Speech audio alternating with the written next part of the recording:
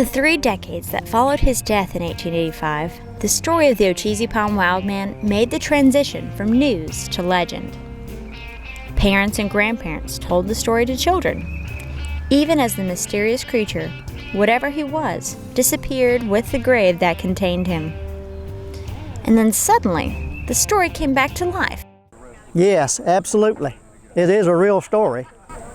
So describe what he looked like. Well, they said he had hair all over his body, and he was robbing people's chicken yards, into your smokehouses, getting the food. Just as they did 30 years earlier, residents around Ocheesee Pond took up arms and went into the swamp.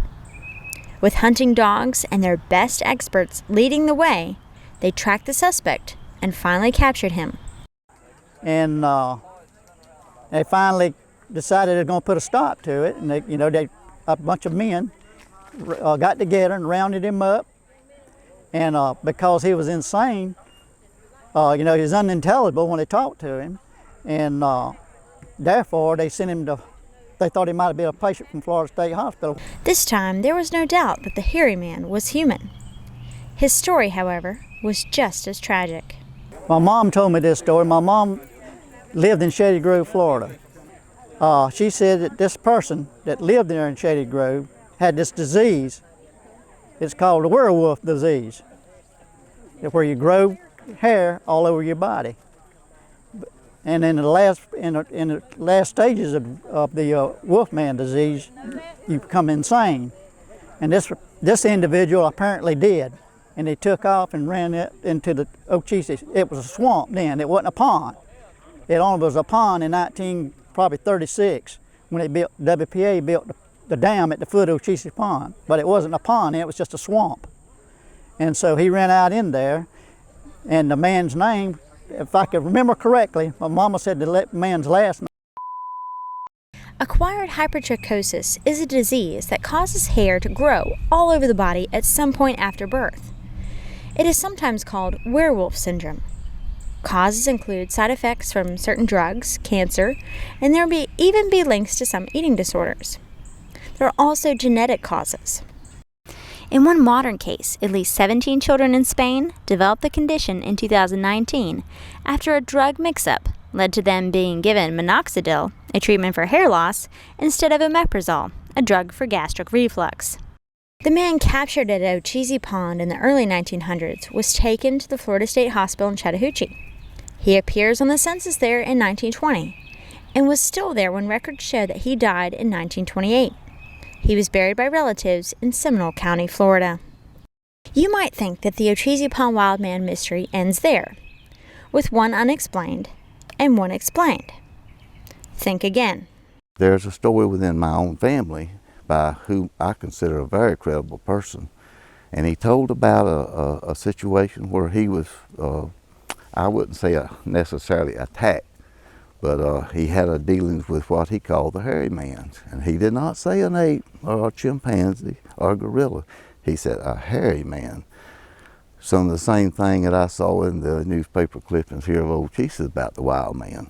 And of course, this time was back at the encounter that he had was back in the 30s. The incident described by Mr. Williams involved a third hairy man or wild man at Ocheesee Pond Swamp.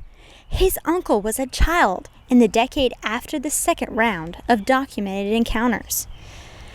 The boy went to a corn crib at the edge of the swamp to feed a herd of free-range cows. He encountered this hairy man, and he did not say that the man beat him down or anything like that, but this person or whatever detained him, pulled his hair, kind of slapped him, roughed him up a little bit, but he always referred to him as a hairy man.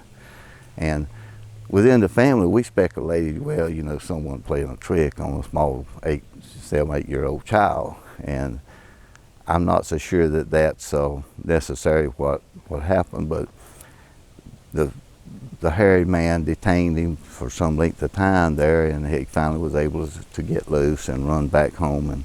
After escaping the hairy man, the young man rarely spoke of the bizarre incident. But when he did, he never changed his story. I will say this, My uncle, he never changed that. He never said anything different than on that story. And I only heard him actually tell it to me as an adult one time, and he's been gone now a long time, so I can't go into the small details. There was a fourth strange incident at Ocheesee Pond Swamp, also during the early 1900s, when residents found an enormous skeleton high in the top of a tree. A leg bone with bits of clothing and a shoe was found nearby in the swamp. Did it come from the large skeleton in the top of the tree? Or was it someone else's leg? And the stories from the pond continue to this day. There are people who say that something strange lurks in the shadows of the deep swamps, especially at times of the year when the water is down.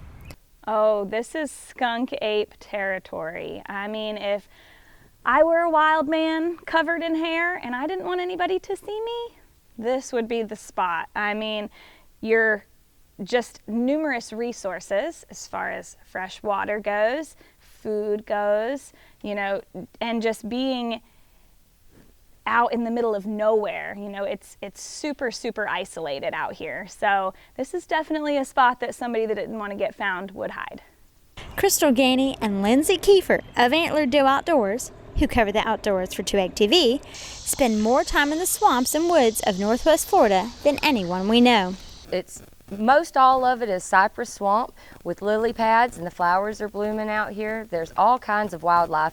We expected the birds that we come up on, the egrets, to fly away, but they didn't. It's just like they know that they're safe here. They just let you take a picture and keep them paddling. It's pretty beautiful out here, though. There's a lot of nature, very quiet. Very few people. For it to be Friday, it's pretty amazing that a place so pretty and so pristine only had 2 other boats other than us out here, so it's real quiet. So could this Cypress Swamp, miles across in each direction, be the home of a mysterious creature, even today? The black water with all the tannic acid in it, it's a little ominous feeling, but then when you get out here you notice another side of it, and that's the nature that is here, the ecology of the Cypress Swamp. It's a beautiful area. Plus you have that story from long ago to add some mystique to this place, beyond the mystique that it just carries on its own. To learn more about Ocheesee Pond, other great places, and other great mysteries, browse through our channels and visit 2eggtv.com. At Ocheesee Pond in Northwest Florida, I'm Rachel Conrad for 2Egg TV.